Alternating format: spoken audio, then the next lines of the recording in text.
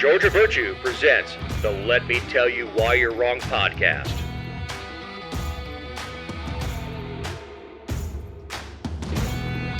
Thank you for downloading episode 308.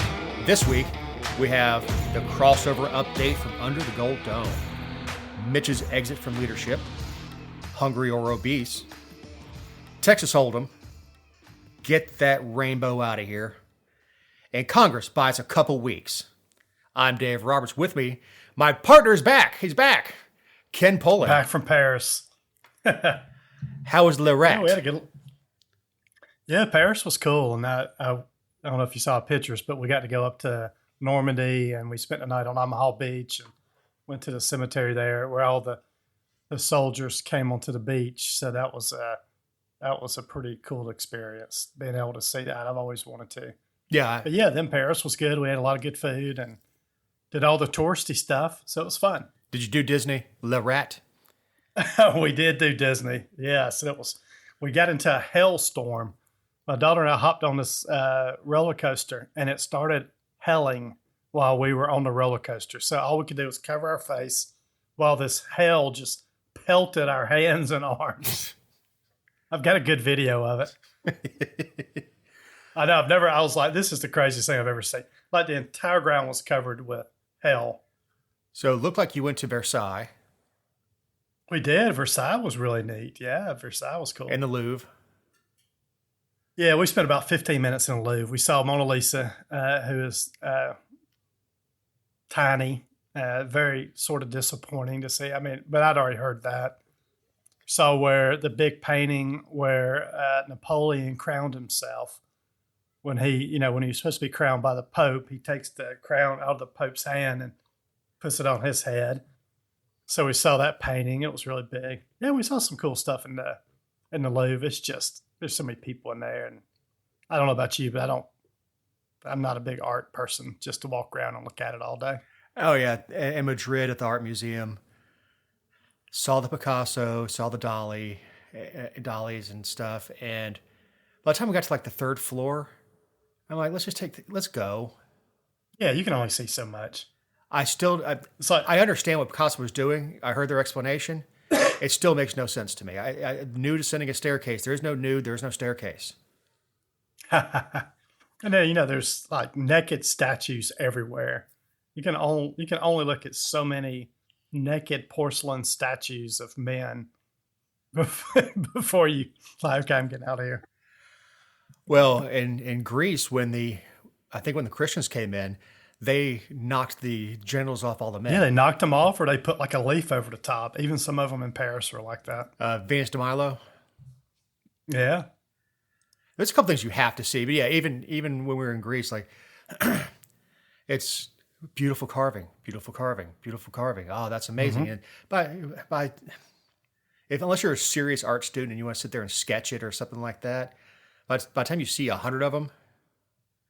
But isn't it amazing how much art there was during that period of time? And now I even told my wife when we was inside, I said, just in today's world, it doesn't feel like we have any art any longer, or nothing's being generated like it was back in those days. And it's pretty amazing to see all the stuff and all the paintings, but we don't have there's no buildings being built today like that.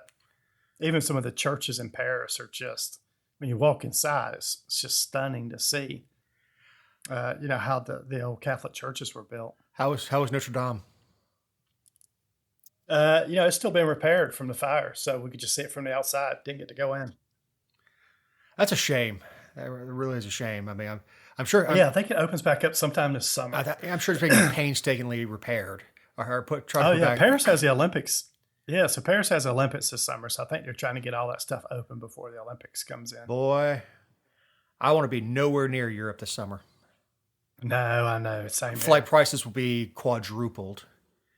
Yeah, they're close to $2,000 going anywhere at the moment. Yeah, anywhere from Atlanta to Europe and that's just that's back where the peasants sit. That's where I sit, Dave, not where you sit up front. You're in economy comfort. The premium select seat's only a half-inch wider. Yep, but it does have more elbow room. The food is just so terrible on those flights. Was it bad? Was it bad coming back? Coming back, we left in the morning. We had actually eggs and a croissant with some spinach on the side. It was actually pretty good. And I know you didn't have access to it, but I hear the Air France Lounge at CDG, Charles de Gaulle Airport, is awesome. I know. I saw a lot of people going in there. It looked nice. You know, get stuffed before your flight. So if you're already trying to wedge into a coach seat, let's go ahead and extend everything out. But a lot of times it's the only chance you get. So we had two Comfort Plus seats, and we had one seat not in Comfort Plus, a little bit further back. So I let my wife and daughter sit in a Comfort Plus seat. So I was a good husband and father, and I sat 4 or 5 rows back. Well, I can tell you the flight going to Athens from JFK, the food was awful. And that's premium select. The food was, rubbery chicken. It just that's terrible. It's a kind of pasta. Yeah, it just wasn't good. Luckily, I snacked in the Sky Club at JFK before we went, or before we left New York. But coming back with the Greek caterers, it wasn't awful. Yeah, right. I've had worse. And then we came back through Boston. But yeah, man, a direct flight to Paris from Atlanta. That's awesome. I've also heard that the security at CDG is a pain in the rear end. It was fine. We were the first flight out in the morning, so it was really simple. You got in at 6 o'clock in the morning and left at 6 o'clock in the morning. I know, exactly. Well, as the show drops, tomorrow is Super Tuesday. Yeah, Super Tuesday's coming up. It's not election time in Georgia. Georgia's actually the week after Super Tuesday. But yeah, Super Tuesday, I think 20-something states will vote on Super Tuesday. So I assume, we still got President Trump and Nikki Haley on the Republican side of the House and Biden on the Democrat side of the House. I don't know if Nikki Haley stays in it after Tuesday. I don't think the results will be, enough to keep her in. But I think this is after Tuesday is pretty much done, right? It's a Trump-Biden rematch.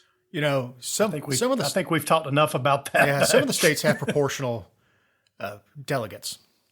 They do. And unless there's Democrats, I keep hearing rumbles that their convention could get crazy if, the left, the hard left or the ultra left is really upset with Biden. So they're talking about, could there be something going on at the Democrat convention? Republican convention, as long as Trump's not in jail, I think. Even if he's in jail, I think he's still nominated. But, yeah, I think the Republican convention will be a little bit more calmer than the Democrat convention will be. Trump is doing some smart stuff, like making sure people see him walking around and moving, and then you watch Biden who looks like he has. He looks terrible. It looks like he's concentrating left foot, right foot. Yes, it does. Yeah, it's pitiful. And look, I'm not banging on the guy for getting old. It's just Trump is he's very good. We'll all be there, hopefully. Yeah. Yeah, heck, I want to get old like Biden also, but I'm also not going to run for president when I get Biden's age if I'm in the shape he's in. Right, and as my father says, he doesn't. I don't know who Geppetto is, but someone's pulling his strings. Yeah, exactly. In fact, so we've got a doll would walk better. Oh, no doubt. Yeah, so Super Tuesday, like you just said, is coming up. The day as the show drops, it's also qualifying week. So you'll have people around the state of Georgia qualifying for state senate, state house, mayor races, county commissioner races. Well, the mayoral races are odd years. Oh, mayor. Okay. So coroner I saw was up for re-election in my district. Sheriff, all the sheriffs are re-elected this year. So there'll be a lot of activity going on next week. In local counties with everybody qualifying. And then if you qualify for Congress or state house or state senate, you've got to go to the Capitol and qualify up there. Yeah, coroner is an interesting one to me. It is. It's the benefits, I think, why people do that. I think you get health care and some type of retirement. And you can keep your other job in a lot of counties. Yes, you can keep your other job. Yeah, exactly. Which a lot of times they're morticians or they're EMS, something like that. Yep. But the coroner... the requirements for being coroner? A high school diploma. Yeah, it's not much, right? So, and I've said before, I really ticked our coroner off out here when she heard about it. is that coroners are the punchline to medical examiners' jokes. But that's old school. I mean, you would think it'd be a doctor or somebody, a nurse, somebody in the medical field who's qualified to say, yes, this person's definitely deceased, or make the decision, hey, this needs to go to the GBI lab or whatever, Right. or just hand it over to the local mortician. Yeah, the coroner in my town or in my county runs a local funeral home. So I would imagine that's the case in some counties, but I don't know. That could just be me guessing. So how about the fire in Texas? Giant.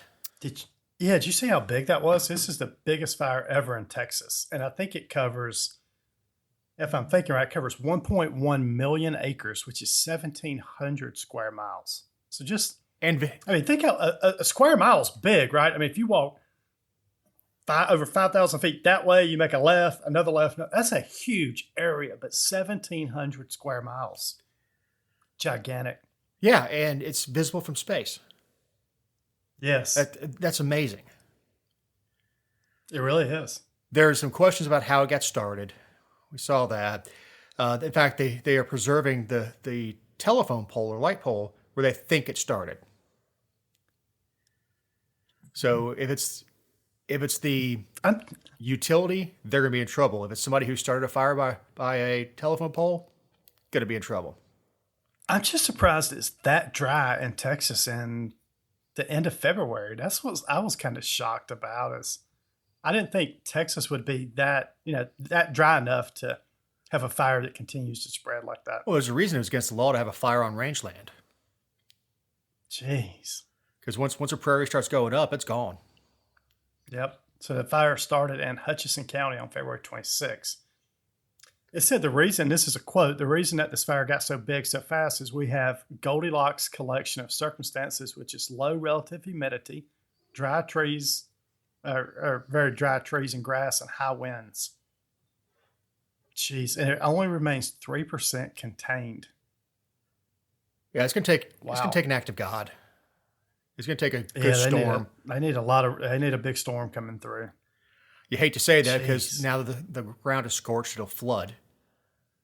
It also shows you how big Texas is. I mean, that state is enormous. It was its own country. Yes, it's huge. Briefly, but it was its own country. Yep. So, crossover day update. Notable bills that passed. Senate Resolution 579. Yeah, go ahead. Yeah, this is a sports gambling. I know we talked about this in the past, but this is a constitutional amendment. It did pass the Senate, so it'll be going over to the House. House has, I don't know if they were in session when we recorded, but crossover day is day 28. They serve 40 days, so roughly 12 more days to get through the House. I doubt if this thing makes the House. You've got a lot of rural legislators that don't support casino or sports gambling. So I'm assuming this thing's going to die in the House this year. Oh, they're having a fit out here. They want it or don't want it. Really? Now you got... Yeah, I doubt if this passes. The religious rights can come after these rural legislators pretty hard. And I'm not saying that in a negative way at all. I'm just saying there's going to be a lot of pressure back home when these guys go to church to vote no on sports gambling. I am completely agnostic on it. If they want to put a casino down in Savannah, I don't care.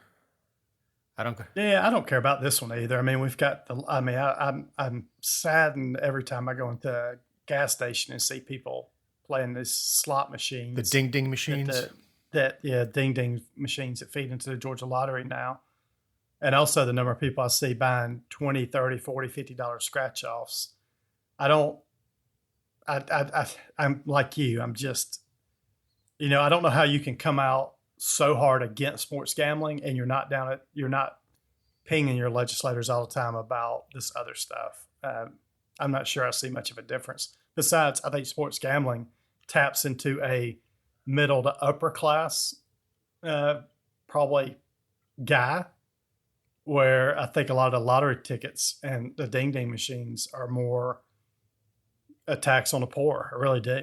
So I think this is a whole different, group of people sports gambling targets. It is. And look, you have your obsessive gamblers, and yeah, they're out there. But that's on them. Yep. If I want to, okay, so I stayed in the same hotel as the Maryland baseball team when I was down in Statesboro, and they were playing Georgia Southern. The first night they were really squared away, went to all their meetings. They were very quiet. The second night they were up hooting and hollering at 2:00 in the morning. So I sent a message over to Eric and Jessica. I said, watch, Southern's going to win. If I had the ability to place a bet right there, I would have done it. You would have bet on Georgia Southern. And sure enough, Southern whooped them. That's some insider info. It's public information. If you happen to be on the 100%. floor. And look, all the kids were very respectful. It's just the first night, all the doors were closed. Yeah, they're just having a good time. Yeah. And I'm not talking about drinking and stuff like that, but 2:00 in the morning, Right. coming with a giant bag from like Waffle House or something like that. I'm like, they're not going to be in shape to play at 1:00 tomorrow. That's 11 hours No, away. not at all. So we have SB 180, Ed Setzler, religious liberty. Yeah, so this is almost an identical bill that Governor Dill vetoed 8 years ago, if you remember. So this bill passed the House and Senate 8 years ago. Governor Dill vetoed it. Basically, this is where so we have a federal religious liberty bill that applies to the federal government. This is basically a clone of that applies to state and local governments. So this bill states that a government may substantially burden a person's exercise of religion only if it does so in the furtherance of a compelling governmental interest. So basically, if you're going to burden a person's exercise of their religion and their religious rights, it's got to be a compelling government interest. And the example I used earlier is if you went in to get your picture taken for your driver's license and you had your face covered up, let's say you were a Muslim, a female Muslim that that wears the head, I don't know the hijab, the hijab, right? Well, the state needs to be able to take a photo. So they need to be able to ask you to take that off. And that is a compelling government interest. But they also have to do that in the least restrictive means of further such compelling government interest. So they need to ask that person to take it off, but they also need to have a way where they don't have to take it off in public, right? You may be able to go into a separate room and take that off in a private setting.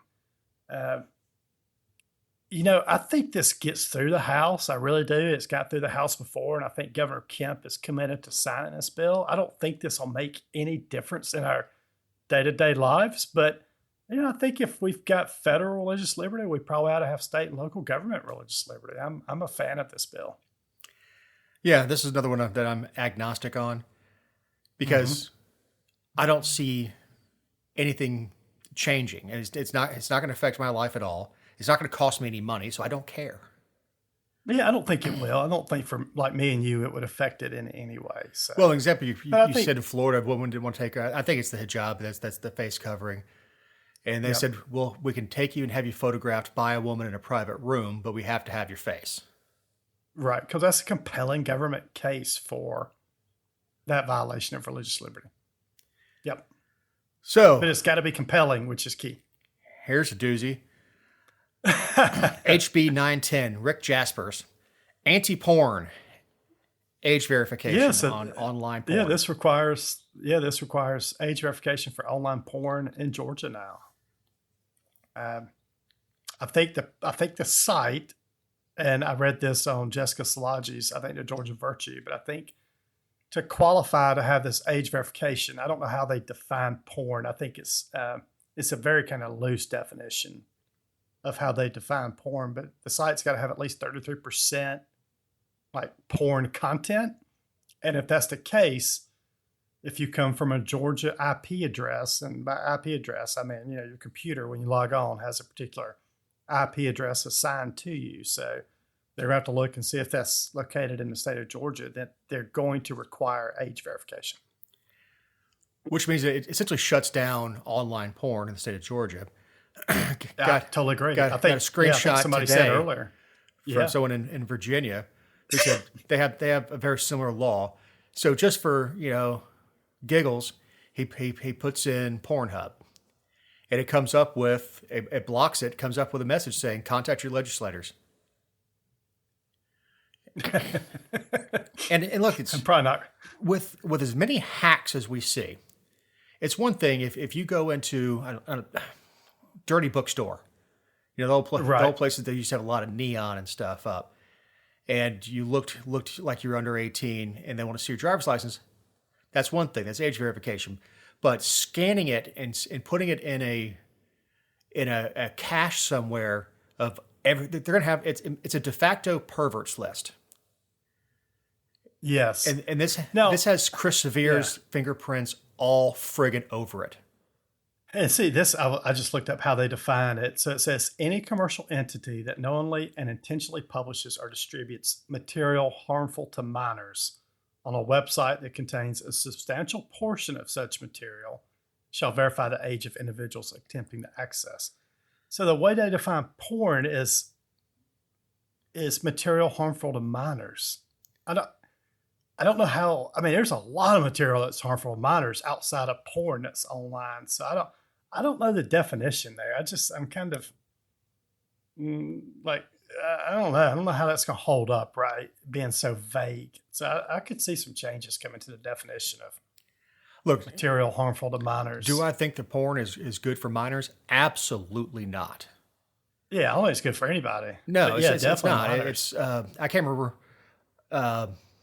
who it was. I think it was Terry Crews that it was public about it, giving it up. Said it was detrimental to his family life, so he gave it up. Right. Whenever you hear of a person going to psychological help for sex addiction, it's not a sex addiction; it's a porn addiction.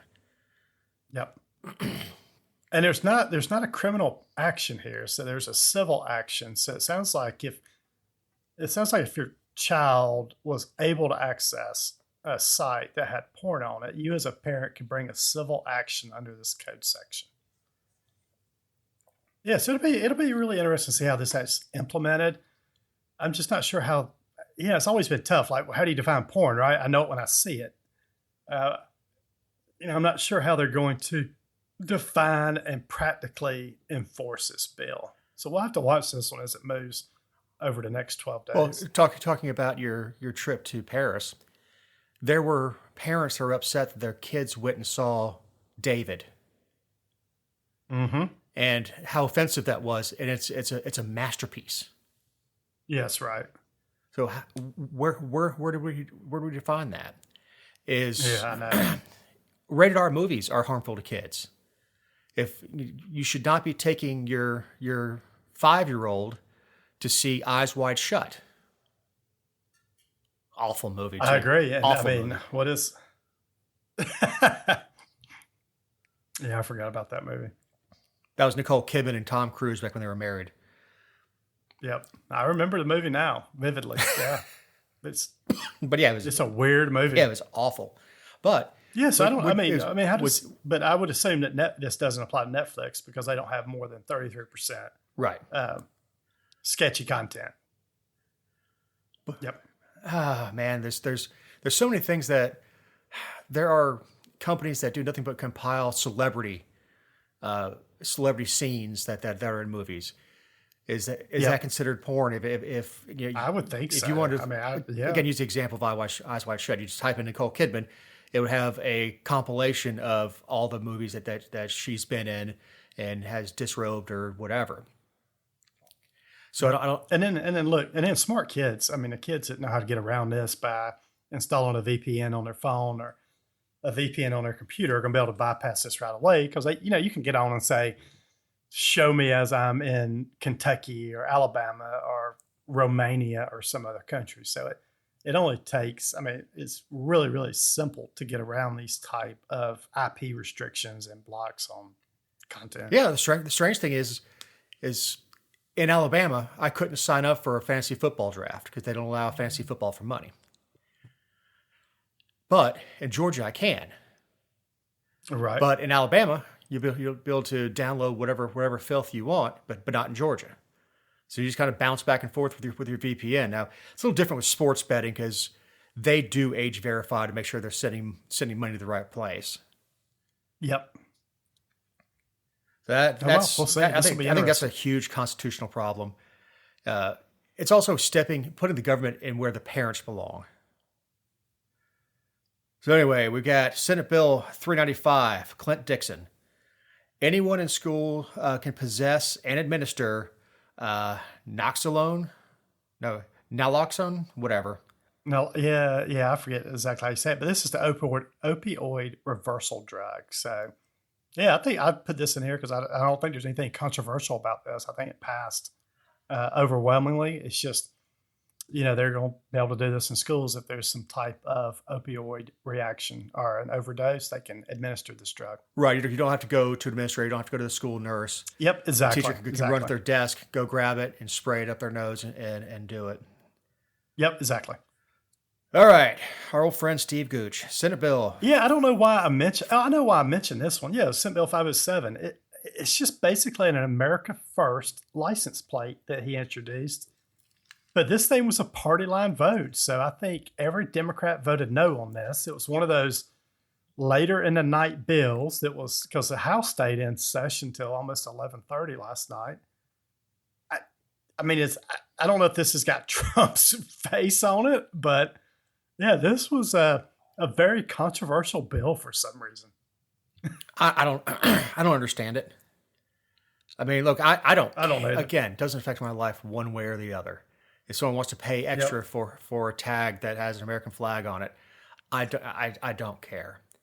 Yeah, I don't either. I just don't know why this was so controversial. Do they still have Sons of the Confederacy and Daughters of the Confederacy flags up there? Yeah, I'm pretty sure they do. So I don't care. I don't either. The only reason I mention this is it was very, very tight, the vote. And I was like, what? Why is this such a tight vote? Look, the extra money goes to the state. I know. It does. Like, if I were to get a Florida Gator license plate for my truck, I would have to pay more for it, but the Atlanta Gator Club doesn't get any of that. It goes to the state. Or I keep my Army tag and not pay anything for it.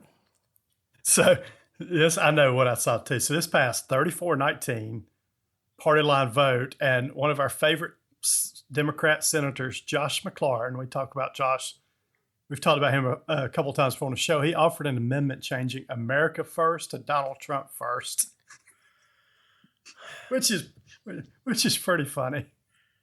Yeah, I mean, if you're going to get your digs in, at least make it amusing. All right, HB 1105. Jesse Petra.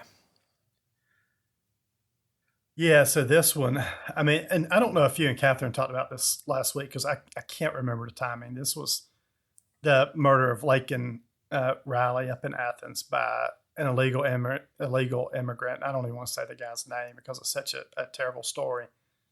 But, the last week this has been, I hate to say it's been politicized, but it has been politicized, right, by almost everybody out there. But Representative Petrie from down South Georgia introduced Bill 1105. It basically says that it requires any local law enforcement agencies to notify federal officials if they've detained an undocumented immigrant.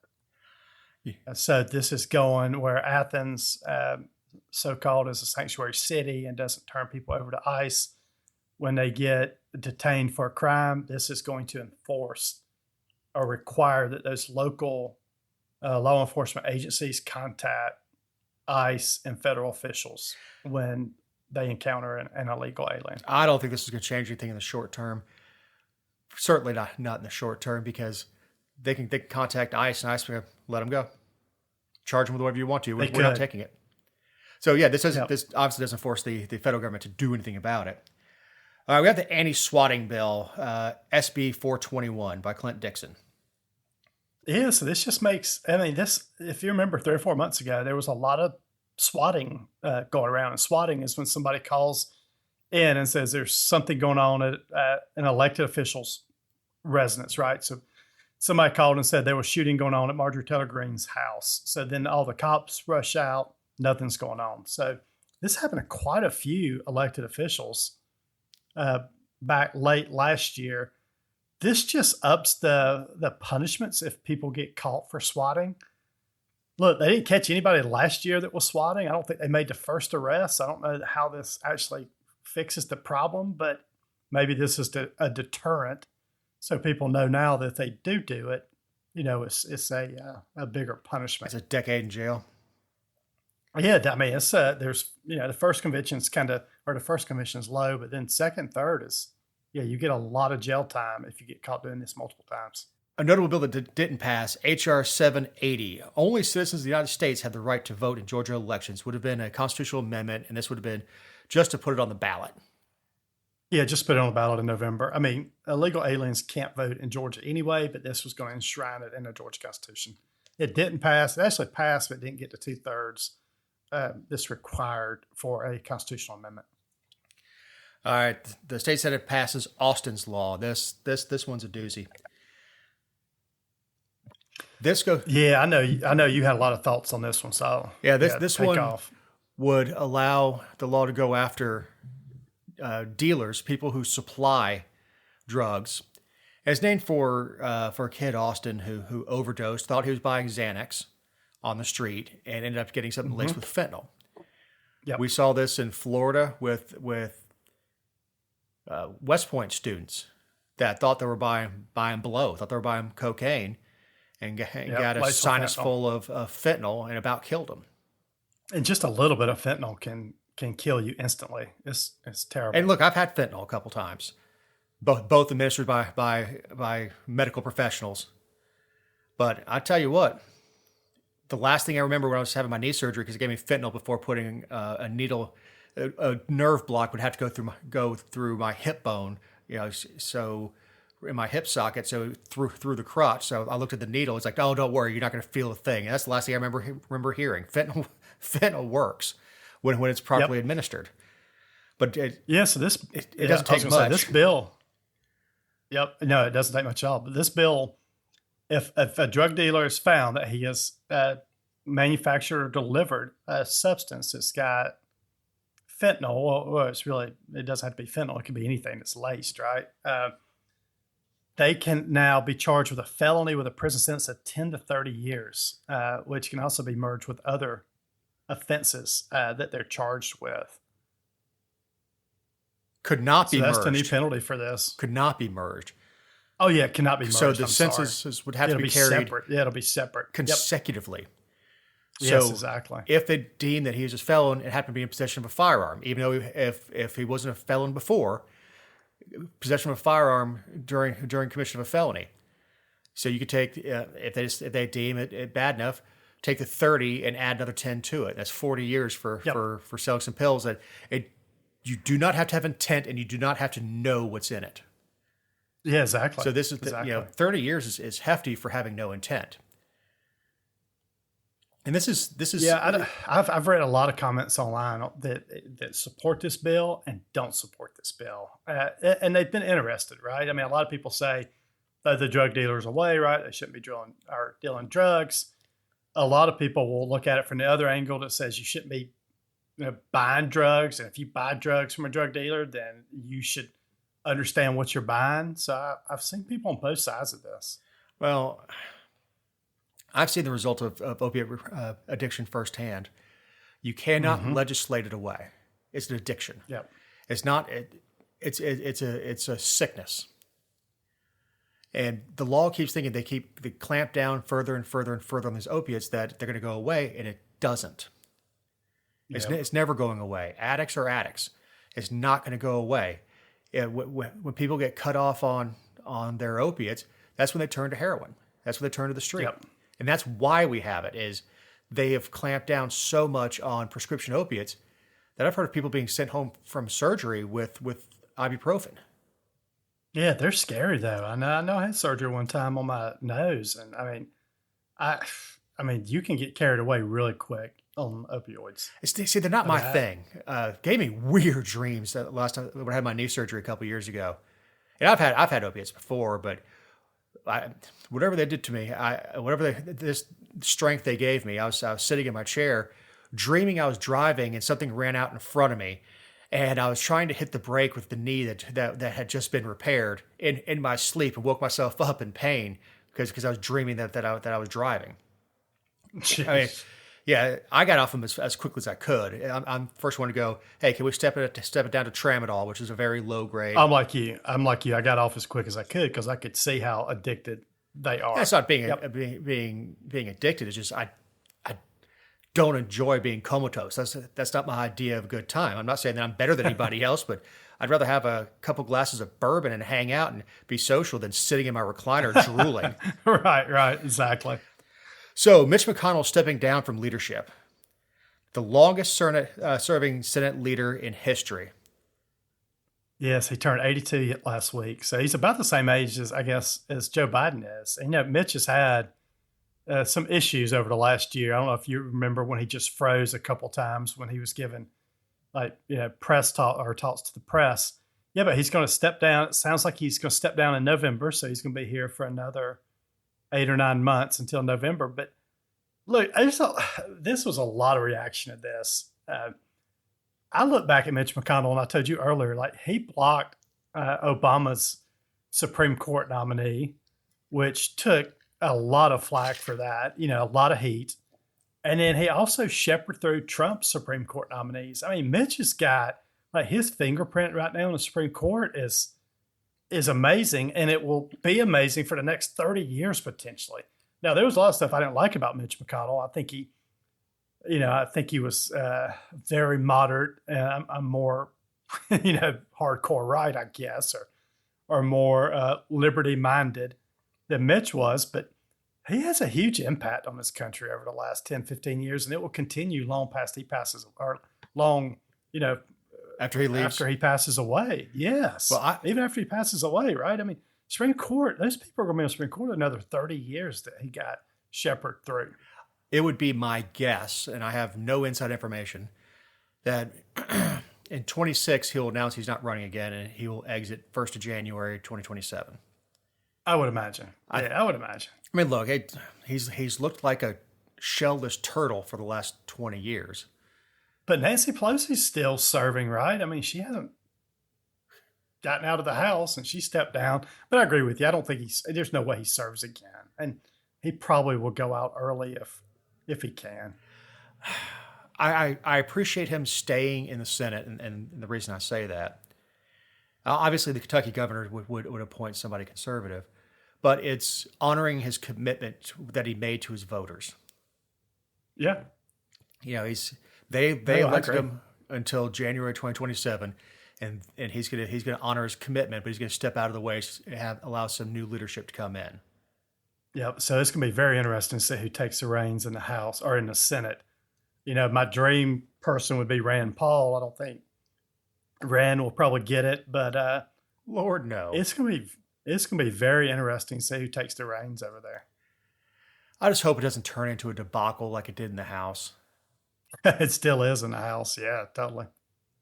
Oh, man. But it's look, he's been there too long. I don't know if I want to outright term limits, but at some point you got to look at somebody and say, he's going to be 84th into this term. Maybe we don't elect a 78-year-old guy to the Senate. And it's not. I support term. I mean, I would like to see the Senate be two terms and gone, and the House 4 terms and gone. But I get you. I mean, if you term limit people, you also term limit really good people. So I see both sides of term limits. Well, it becomes a limit on political speech. It does, and that's where I'm torn with it, because most people like their congressperson and they hate Congress. So exactly.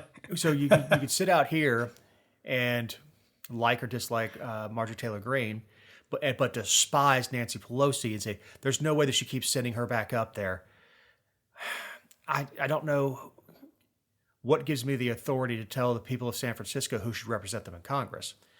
But then you have Feinstein that almost drops dead on the floor of the Senate.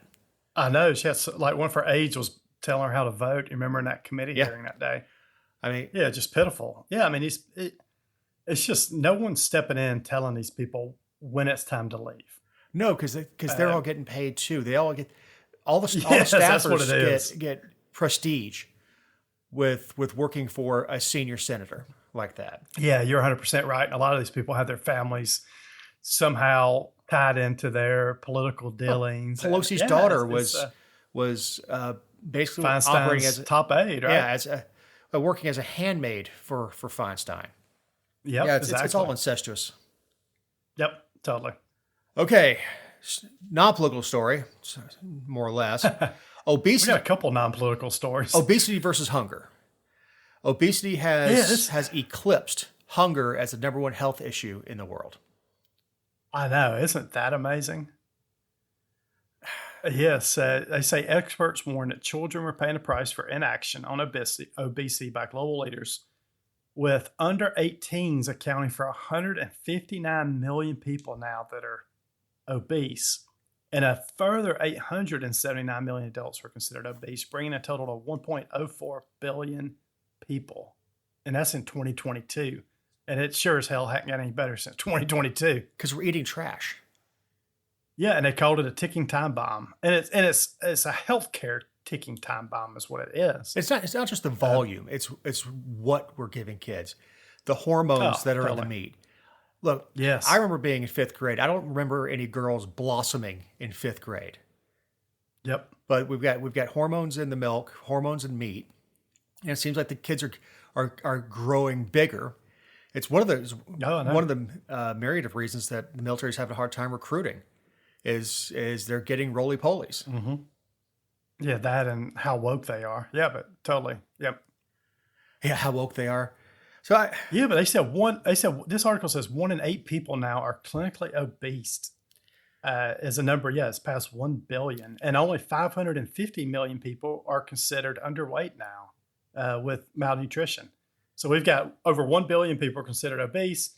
Only 550 million people now are considered underweight. Well, in this country particularly, it is cheaper to eat worse. Oh, it's a lot cheaper. So you can go get 2 Egg McMuffins and a coffee with tons of sugar in it for $5. Yep. Or you could go to Publix and go get fresh fruit and, I don't know, oatmeal or whatever, and it's going to cost you double that. Yeah, I mean, and at dinner, if you're trying to feed a family of 4, like you just said again, you can run through McDonald's and spend $10-15, and it's almost impossible to do that at a grocery store. And not Chick-fil-A, I can tell you that. No, Chick-fil-A is going to cost you $10 or $12 a piece, easy. Well, but look at the price of a grilled chicken versus fried chicken at a lot of these places. You pay more to get a smaller piece that's quote unquote grilled. You know, I've never seen smoke coming out of a Chick-fil-A. Somehow it gets grill marks on it, and I don't see any smoke. I don't know how that happens. Yeah. What's the number one food they like to serve at political rallies? Barbecue. Barbecue, chicken. Yeah, it's cheap. Yeah. You get a big old tray of beans and a big old thing of pulled pork. And it's, look, I have a big green egg. I do smoke meat. It's particularly turkey on Thanksgiving is awesome on the smoker. But parenthetically speaking, of course, but it is much, much cheaper to eat trash. And then when we see that it's quicker too, right? Yeah. It's quicker because it takes, people are glued to their devices. They're working all the time. People are running all over the place. And it's quicker just to go by Chick-fil-A, get a number 1 with Coke than it is to go home and take the time to cook. Yep. So, I mean, when does this get better though is the question. I mean, until people had to actually, until it hits them in their pocketbook, right? From a healthcare perspective. But it won't. I don't know if it gets any better. And it's not, because leaders are not going to say it's going to cost you, Mr. Obese person, more money to have health care than the person is in shape over here. And that's the problem, right? Like if you're a male that weighs 165 pounds or you're a man that weighs 480 pounds, you're basically paying the same health care coverage or the same, well, what it's costing you for healthcare. Also, and the numbers are that's not going to change. The numbers are skewed with this. First of all, if you're a guy at 165 pounds at 6 foot tall, you may say he's underweight. Well, may not be unhealthy. Maybe somebody who's slight, who's a runner. I mean, look at the guys who win marathons. They weigh like $120, but they're in fantastic shape. Same thing on the Exactly. other end. I've seen 300 pounders. You cannot pinch an inch of fat on them. You know, they spend a lot of time in the gym, staying healthy, watching what they eat, taking care of their bodies. And, offensive linemen are 300, 330 pounds, but they're not unhealthy. They're big dudes that spend a lot of time in the gym. So, and those are extreme examples. But this old model that we have of deciding someone's obese based on height and weight is archaic, because you've got people who are built like me. I'm very broad shouldered. I've got big hands, big feet, broad shoulders. I carry weight a lot better than somebody who is narrow shouldered, slighter build, lighter muscles. Doesn't mean either one of us is healthier than the other. It just means that my body frame carries more weight better. And I'm not saying I'm not a fat ass and I don't need to lose weight. And I do. And I've come down quite a bit. But I'm not saying that, but I'm saying different body types are different. And when you group everybody in together and start throwing numbers like 1 in 8 are obese, well, that's not entirely accurate. That's based on an archaic model that goes back to the 20s, back during the Depression. All right, so Beyonce, Texas Hold'em song, they're saying sounds like a turtle song. Dude, this is really just the death of country music. I can't believe the number one country song in the country is by Beyonce. And if you've listened to this song, it is straight trash. I mean, it's so bad. I mean, her outfit's pretty good. So, yeah, the outfit is very. Yeah, I think you would have to have. I think you're going to have to verify your age after that Georgia law passed. Yeah, to watch a Beyonce video. To even look at a video. It's technically legal to wear that outside. This is such. I can't believe country music is at the point now where Beyonce's got the number one country music song. Well, it started with the country pop stuff when. It did. It's terrible now. I mean, good grief. Waylon Jennings is rolling over in his grave. He's probably glad to be out of it. Can you imagine? But I don't care one way or the other. I don't like modern country. I like Waylon Jennings, Johnny Cash, Willie Nelson, all that kind of stuff. David Allan Coe. The guys who honestly were ugly, who knew hardship. The Luke Bryans of the world. I don't care. Listen to whatever you want to. If people are tuning into the radio, if they're downloading his songs, God bless you. It's just not really my style. Yep. This is a good time to remind you that these are our opinions and not those of anyone not on the show or any respective company for which we may work, own, or otherwise associate ourselves with on a regular or irregular basis. Also, you can find other episodes and relevant stories over at thegeorgiavirtue.com. All right, I got the mule. Wendy's Go right ahead. Wendy's surge pricing or dynamic pricing model. This CEO is an idiot or knows nothing about. So this was a private call amongst executives at Wendy's. And now that they have electronic boards on most of their locations, they're going to increase the price of food when, at heavy times, noon, for instance, or 6 o'clock.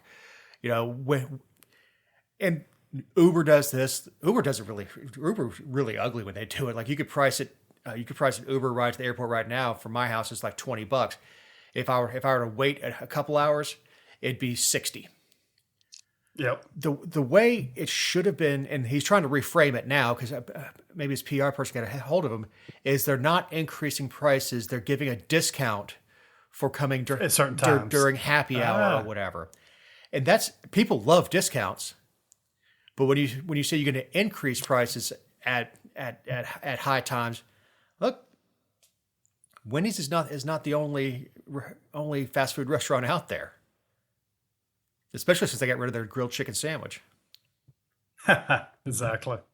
And that's a great place to get a grilled chicken sandwich and a cup of chili, and throw the bread away and have some protein and some fiber at the same time. I'm still not health food, but it's better than being at McDonald's. Like your choices are fried chicken or fried hamburger.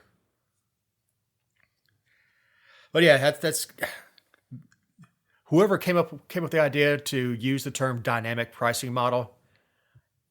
Not a good idea. Look, Kohl's has been doing this for years. they obviously know when they send the flyers out to have those little stickers on there that say 30% off, and all their prices are on electronic price tags. Right. So from the headquarters, when they start sending 30% off, I can almost guarantee you the prices go up. Best Buy does the same thing. I'm more likely to buy at Kohl's than at Best Buy because most things at Best Buy I can order online. At least Kohl's, I want to go try on a pair of britches before I just order them. All right, we got more stuff. Get that rainbow the hell out of the classroom. Pride flags are to be banned in Tennessee. They should be. I mean, I don't even know why this is an issue, right? Tennessee just said you can't have any flag in a classroom unless it's the United States flag or the official Tennessee state flag. To me, this is common sense. Like, why would you display another flag besides those two in that classroom? I think there's a couple more they allow. Any military branch flag. Obviously, if it's career day and you've got the Army recruiter out there, he may have a background of the Army flag. I think POW MIA flag you can have. It's very weird the way they're picking it out. But yeah, these are schools, not indoctrination centers. And it's for display. It doesn't mean that you can't have kids read an article that happens to include the picture of the rainbow flag. Right. And trust me, nobody was more upset about the rainbow flag going for the gay community than people who live in Hawaii, that everything's rainbow warriors, all that stuff. Yep. I had a customer move from Hawaii. He was an old sergeant major with the 25th ID, and it had rainbow stuff all over his truck. I said, they're the rainbow warriors. I'm like, you just moved to Atlanta, sergeant major. You probably want to take that stuff off your truck unless you want to get hit on. Yeah, I don't think it's. I just don't even know why it's needed. But I guess there are teachers out there that want to indoctrinate kids. Oh, totally. I mean, I see these TikTok videos all the time where teachers have the pride flags like all in their classroom. They've got rainbows everywhere, and their entire mission is to indoctrinate these kids into the LGBTQ plus, ideology. So, yeah, I don't think any of that should be going on in school. So good for Tennessee. I think the same thing ought to apply in Georgia.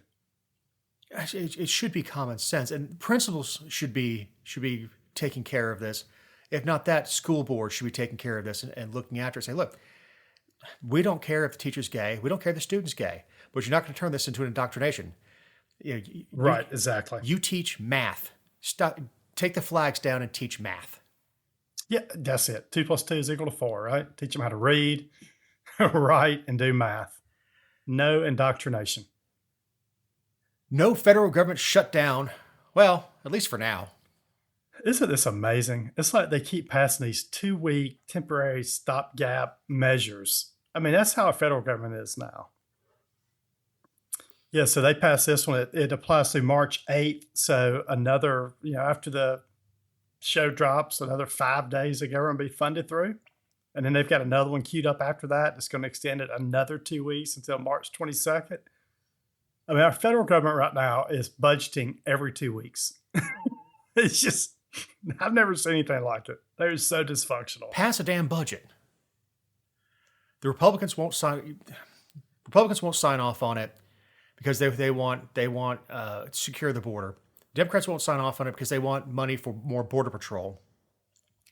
And keep in mind, the border patrol that Biden wants is not law enforcement. It's people to process folks coming in easier and faster. That's what he wanted. Yeah, he still wanted 5,000 people in a day, and then he wanted more judges to process people. So it's like just a quicker path to get in. Right. It's not to stem the tide. We know you don't need legislation to secure the border. We know the funding's already there for the wall. We know the Remain in Mexico policy was pretty successful. I'm not saying we didn't have any border jumpers. Right. I mean, you're never gonna seal the border. That's just people got out of East Berlin.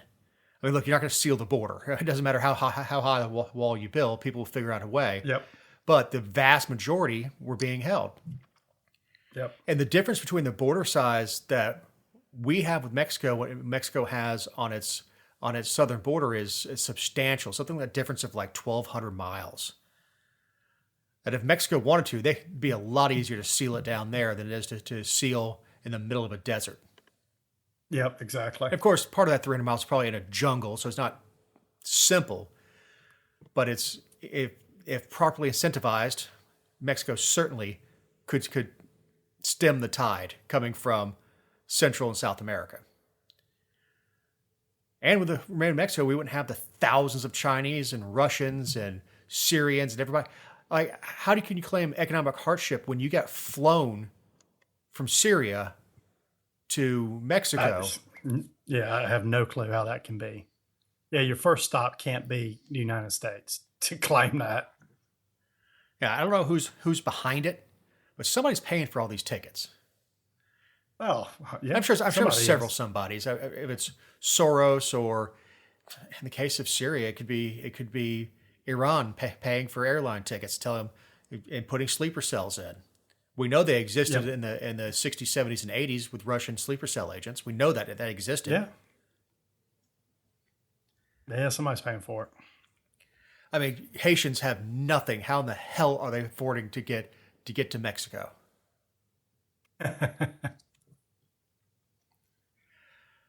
So I don't know, man. I don't know I don't know either. But this I just know our federal government's a disaster. Yeah, this 2 weeks.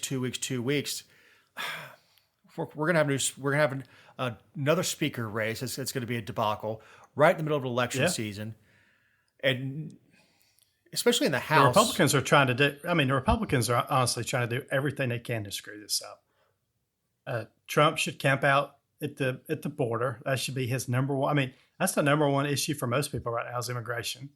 Trump, focus on immigration, and you'll beat Biden handily. And then all Republicans in the House and Senate have to do is just don't act like a bunch of crazy people. And then you probably win a larger majority of the House and Senate. I mean, it's like it's right there in front of them, but it's like they can't execute on it. Yeah, it's right. The ring's there. Just reach for it. Yep, exactly. Yeah, Trump should be hammering on the border. Stop name calling. Man, I wish he would stop at the name calling. I can't remember what he was calling Governor Greasy. I'll call. I'll name call him. I really do wish he'd stop the name calling. I mean, I thought it was really funny in the last election when he was whooping up on all the other Republican candidates and Little Marco and Lion Ted and all that. But at this point, we just need you to look presidential. Focus on being the next president. Try not being you for just 5 friggin' minutes. I know, it's tough. Not to mention that when you do that stuff, you've got several jury trials coming up. They watch this stuff. They watch the name calling, and you're going to have at least a few jurors on there that don't like the way you speak. Yep, exactly. Just police that stuff up. All right, Kenny, you got any closing thoughts? I think we're running a little late. I don't have much this week. I can't wait to see what all happens next week in qualifying, and it's a pretty cool time of the year when people start running for office. And I know a lot of people in my local area are first-time candidates, and that's always cool to watch and see who wins. So that's a good time of year, and hopefully it's getting a little warmer next week. Yeah, the Bradford pears are already starting to bud, which they stink so bad. And you have beautiful weather, try to roll the windows down in the truck, and then your sinuses close up. I'll end on a sad note. Richard Lewis died, comedian. He was a very well-known actor. He was associated with Curb Your Enthusiasm, very well-known stand-up. I guess last year he was diagnosed with Parkinson's and had a heart attack last week. So it's a loss for the entertainment industry because, again, he was an inspired comic. So on that sad news, big thank you to Eric Cumby, our editor, my partner in this endeavor, Ken Pullen. I'm Dave Roberts, and we'll talk to you next week.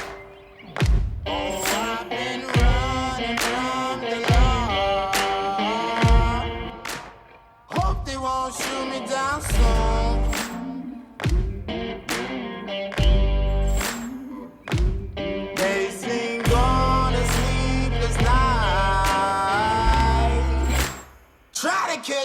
not to move.